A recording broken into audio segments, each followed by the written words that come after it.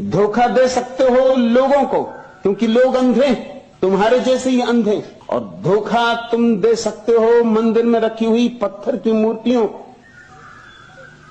धोखा तुम दे सकते हो कागज पर लिखी गई किताबों को, लेकिन मौत को धोखा न दे सकोगे। और जब मौत द्वार पर दस्तक देगी तब बहुत पछताओ, बहुत बहुत पछताओ, क्योंकि फिर क्षण भर का भी अवसर न बचेगा। कहीं रहीम क्यों मानी है, एक बात पक्की समझ लेना, रहीम कहते कि जब मौत के दूत तुम्हारे द्वार पर खड़े हो जाएंगे तो तुम्हारी धोखाधड़ी की पूजा प्रार्थना को नहीं मानेंगे। मौत को तो केवल वही जीत पाता है जो अपने भीतर के अमृत को जान लेता है, और उसी अमृत का नाम राम। या कहो रहीम, या कहो रहमान, या कहो अल्लाह, कुछ फर्क नहीं पड़ता।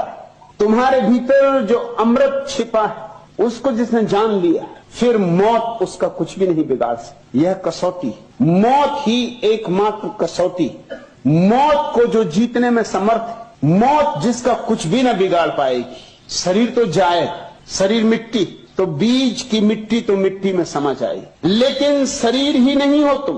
बीज सिर्फ बीज ही नहीं, उसके भीतर आकाश के फूल भी छिपे। जिसने अपने भीतर के फूल की खिलावट देख ली, जिसने भीतर के कमल को खिलते देख लिया, उस सहस्त्रदल कमल की जिसे आभा मिल गई, फिर मौत उसका कुछ भी नहीं बिगाड़ सकती। मौत उसके पास भी नहीं फटक सकती, बिगाड़ना तो दूर। जिसके भीतर का दिया जल गया, क्या उसके पास अंधेरा आ सकता है? मृत्यु तो अंधकार है। चूंकि तुम्हारा भीतर का दिया नहीं जला है, इसलिए तुम्हें अंधकार घेर लेता है। घेरे ही हुए, दिया जला कि अंधकार गया। इस दिए जलाने को ही रहीम ने राम नाम कहा है। अपने भीतर के राम को पहचानो, अपने भीतर के शाश्वत से परिचय करो, अपने भीतर के अनंत से पहचान बनाओ।